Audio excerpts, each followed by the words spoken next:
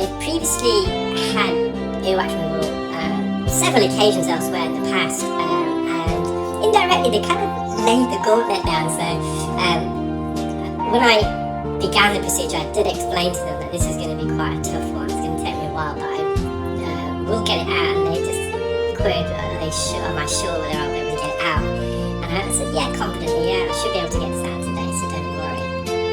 And they later explained that in the past, every time they've had the wax removed, it's taken several attempts, so not on one appointment, and it's also been very painful for them. So they were delighted that we were able to remove this today, and also pain-free.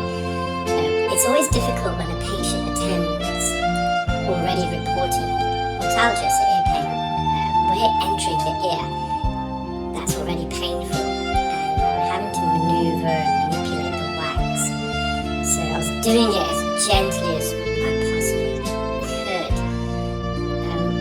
So far I've used microsuction and the correct, but microsuction just wasn't going to remove this. I could put oil in as much as I want during the procedure, but it was just so dense and so impacting.